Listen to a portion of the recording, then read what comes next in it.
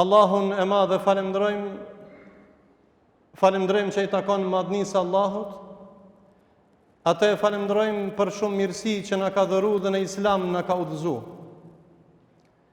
Jemi të privilegjuar në këtë ditë të dalluar, ditë e Gjuma, të lutim Allahun e madh që Allahu të na banë rrezik Xhennetul Firdausin dhe të na ruan nga zjarmi i xhehenemit. Kërkojmë nga i madhi Allah, e lutim Allahun të na banë nasib Xhennetul Firdausin dhe të na mbron nga zjarmi i xhehenemit. Dhe e lutim Allahun e madh të na banë nasib Xhennetul Firdausin dhe të na ruan nga zjarmi i xhehenemit. Kjo është privilegji në këtë moment që ne të kërkojmë nga Allahu xhennetin, dhe kjo është fitoria më e madhe.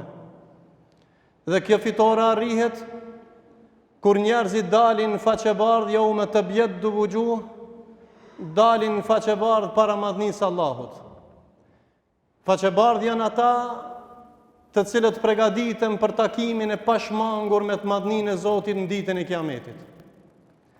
Xhamati ndershëm, mesazhi i kësaj hutbes për mua dhe për ju është të bëhemi gati për një takim i cili nuk ka mundësi dikush mi u largu atij takimit, ai është takimi me Allahun. Dhe ai takimi i sigurt dhe stabil dhe faqebardh para madhnisë Allahut na ka dhënë shansën që ne sot të përgatitemi në këtë botë prej pikë startimit të jetës tonë që Allahu dërgoi Kur'an, zbriti Kur'an dhe dërgoi pejgamber, që ne ta madhrojmë Allahun e madh. Dhe këtë këto çrregullime njerëzore, shoqërore, sociale e jetësore janë mungesa e lidhjes tonë me Allahun dhe mos përgatitja në nivelin e duhur me takimin me Zotin e madh. Takimi jon i sigurt para madhnisë Allahut bëhet kur ne dalim në takim me Allahun në këtë botë. Kur Allahu na ka bë obligim farzet dhe i përgjigjemi farzeve, ne përgatitemi për takimin e sigurt madhnisë Allahut. Ajo çka kërkohet nga ne, është që ne të forcojmë beslidhjen tonë me Zotin e madh në çdo kohë dhe në çdo vend dhe në çdo moment. Të jemi në beslidhje me Allahun i cili na tha lastu bi rabbikum qalu bala, a jam unë Zoti juaj, ne i tham ti e Zoti jon. Këtë beslidhje duhet të jemi edhe në këtë dynja, që ne mos ta kputmi lidhjen me besimin me Allahun e madh subhanahu wa taala. E kjo bëhet duke i kryer obligime dhe ne jemi dëshmitarë sot që kemi ardhur me fal këtë namaz dhe namazet tjera. Besimi i fortë i shtyn njerëzit me bë vepra të mira, dhe nëse don ti me ditë a do të jesh i sigurt në takimin me Allahun faqebardh, nëse je në takim me Allahun në dynjat, do të jesh faqebardh dhe në ahiret. Allahu na baft nga faqebardhit në ditën e Kiametit. Përgatitja e dytë është përgatitja e parë është e besimit, e dytja është e implementimit obligimeve karshi madhnisë Allahut, duke i obligu gjymtyrët e trupit ton prej zemrës, duke startuar e cila mbret prej mbretërive të trupit, mbreti i gjymtyrëve të trupit të njerëzit, kur ne me trupin tonë madhrojmë Zotin dhe bëjmë mirë të tjerëve. Allahu ka manavet neve për çdo gjymtyr, edhe për synin, edhe për veshjen, edhe për zemrën, edhe për dorën, se lëvizjet tona kanë qenë në kënaqësinë e Zotit apo në sama wal basar wal fuad kullu ulaika kanu anhu masula. Thot Allahu në Kur'an, me të vërtet veshi, syni, zemra kanë me dhënë llogari para Zotit.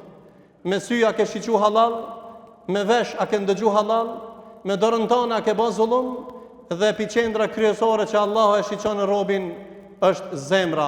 Allahu na baft të zemër pastër ya Rabbel Alamin.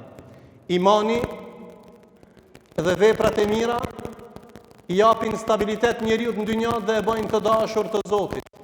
Dhe e treta, nuk mjafton vetëm besimin Allah dhe veprat e mira ndaj vetvetit nëse nuk je në shërbimin e tjerëve. Allahu e dërgoi shërtorin më të mirë të njerëzimit, Muhammedin sallallahu alaihi wasallam, që ne jemi ummet i tij, me qenë në shërbimin e të tjerëve.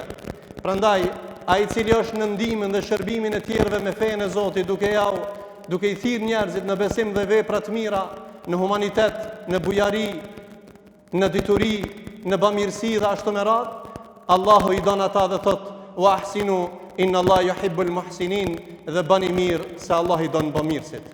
Për me përfundu këtë pjesën e parë, thot Zoti në Kur'an: "Hel jazau l-ihsani illa l-ihsan", bamirësia shpërblehet vetëm se me bamirësi. Ka thënë Ibn Abbas radiallahu anhu: "Hel jazau l-ihsani", bamirësia është shahadeti. S'ka bamirësi më të madhe se me besu Zotin dhe me dëshmu se s'ka të adhuruar tjetër pas madhnisë Allahut dhe se Muhamedi është rob dhe i dërguar i tij. Illa l-ihsan, shpërblehet me ihsanllëk tjetër, me bamirësi. Allahu na ka premtuar dhe nuk e them premtimin e dhon, xhennetin. Shahadeti dhe veprat e mira e kanë shpërblimin me xhennet. Edhe këtë kjo arrihet duke pas njeriu sabër. Nuk ka mundësi me implementu fenë e Zotit, namazin, agjerimin, respektin e prindërve, kërkimin e diturijës, me punu në punë të halalit, përveç se me pas sabër. Thot Zoti në Kur'an: "Walladhina amanu wa amilu s-salihat lanukaffiranna anhum sayyi'atihim", ata që besuan dhe banën vepra të mira, Allahu thot me garancion ja fali juve gjunahet dhe do t'i shpërblejmë njerëz salihat. E ata që besuan dhe banën vepra të mira dhe banën sabër në rrugën e Zotit, Allahu po thot kemi me shpërbly ata me shpërblim të madh. O vëllezër, ne këtë jemi musliman. Ne këtë besojmë Allahun dhe bëjmë vepra të mira. Përderisa nuk e shijojmë kënaqësinë e imanit në zemrat tona, dhe nuk e kemi ndjenjen se Allahu të përcjell, Allahu është me ty, duke e shiquar zemrën dhe veprat e tua, e ke ndjeshmërinë se Allahu të përcjell, atëherë ti e ke gradën e lartë të imanit. Po flas për këtë krizë të imanit në nivelin global. Njerëzit mundohen në aspektin politik me rregullu çështjet e politikës, ata në aspektin ekonomik çështjen e ekonomisë. Kur shtetin se ka formu vetëm ekonomia, kur shtetin se ka formu vetëm politika, kur shtetin se ka formu vetëm filozofët, shteti dhe njeriu dhe shoqëria formohet me iman dhe me vepra të mira. Në atë shtet që nuk ka iman, në atë shtet që nuk ka vlera njerëzore dhe vepra të imanit, ai popull do të shkatërrohet sa dush të jetë ekonomikisht i fortë, sa dush të ketë pushtet të fortë, sa dush të ketë pushtet të fortë, ata një ditë kanë me përfundu. Ka pas perandori bizantine, ka pas romake, ka pas persiane, këtë kanë përfunduar, kanë fituar atë që e kanë pas shahadetin dhe veprat e mira. Dikur sot po don të bëhet i njohur duke i shkel fjalët e Zotit dhe nënçmu fjalën e Allahut dhe të pejgamberit. Allah jo ka thy qafën, ata i kanë nënçmuar në këtë dynja dhe në ahiret. Ka desh Firauni me nënçmu Musain, Nemrudi Ibrahimin, ata përfunduan si është ma keq. Pse? Imani dhe veprat e tyre dëshmuan dhe Allahu i ngriti ata. Dikush po don sot me ngrit njeriu vetveten duke e shkel pafajshëm me një dhe kemi dertin e qati vendin dhe sot du të mi pranu 200 refugjat. Ata nuk janë refugjat. Dhe du të më anmestu dhe me regullu dhe më mbajt na me këtë dertin e atyre, Allah i ndihmoj gjithë muslimanëve. Këtë e në politika ditore, ne du të rregullojmë raportin me Allahun dhe me veprat tona me sunetin e pejgamberit dhe ta kryjmë obligimin vendin ton, se ne kryjmë obligimin qoshin e dynjas, kur ti nuk e ke rregulluar raportin me shoqërinë dhe familjen tënde. Ngritja e vërtet bëhet duke ngrit me besim dhe veprat mira dhe me sabër. Wa ma asaba min musibatin fa bima kasabat aydikum wa ya'fu an kathir. Dhe nuk ndodh në dynjat asgjë përveç se me dorën tënde çka ke bën. Allah i të ka dhënë kompetenca në dynja më këmbës, sundues, menaxher, je ja i mirë, ja i keq, je domaçin, ja i mirë, ja i keq, je imam, ja i mirë, i keq, je mësues, ja i mirë, ja i keq, tregtar, je ja rënacak, ja i sinqert. Në cilën anë je? Vorri është që xheneti grotë xhenemit. Në ahiret ka xhenet ose xhenem. Në dynjat ka femen kana mu'minin kamen kana fasiqa la yastawun. A janë të barabartë ata që kanë besuar dhe s'kanë besuar? Në këtë jemi imanli, alhamdulillah. Unë po flas për një iman të fortë dhe stabil që nuk i nënçmohemi askujt tjetër, vetëm i nënshtrohemi madhnisë Allahut. Nuk ka ngritje përveç se ngritje me besim dhe me vepra të mira dhe me sabër. Prandaj këto sprova kanë për qëllim eventualisht mos po kthehemi ka Zoti, mos po pendohemi, mos po rikujtojmë madhninë e Allahut më shumë dhe përkujtimin ndaj madhnisë Allahut. është një fjalë e popullit: zjarri në kojshi është zjarri në shtëpinë tënde. Musibeti në kojshi është musibet në familjen tënde. Prandaj harami dhe zullumi në kojshi nesër është në shtëpinë tënde.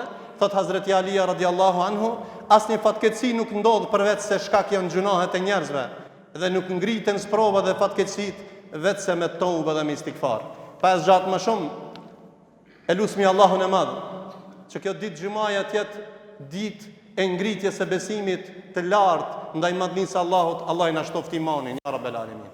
Allahu na bas për atë që rregullojmë raportin me Zotin e madh dhe e kryjmë obligimin karshi gjymtyrëve tona, dora jonë me bë halal, me punu me halal, syni jonë me shiqun halal, gjuha jonë me fol vetëm drejt, ve kulu linnasi husna, me thon veç fjalë të mira dhe drejta. E lutim Allahun e madh që kjo ditë xumaje është ditë e faljes së gjunaheve. Allahu na fal neve gjunahet të gjithë muslimanëve. Allahu na ngrit me shahadet në dynjë dhe në ahiret. Pyetja e parë do të jetë mbarë me në Rabbuk, kush është Zoti jot? Takimi jonë është i pashmangur me Allahun. Allah i na boft rrezik mi thon Allahut: Allahu Rabbi wa an-nabi alayhi salam Muhammad sallallahu alaihi wasallam. Elusim Allahun na ban rrezik shahadetin vazhdimisht me përkujtuar në dynjë e në natën e vorrit mi thon: është Allahu Zoti jon, Muhamedi alayhi salam është pejgamberi jon. Allahu na ndriçoft fytyrat tona me imanin ton, ya rabbel alamin, dhe na boft nasib shefatin e pejgamberit. Aqulu qawli hadha wastaghfirullaha li wa lakum wa lisa'il muslimin fastaghfiruhu innahu al-ghafurur rahim.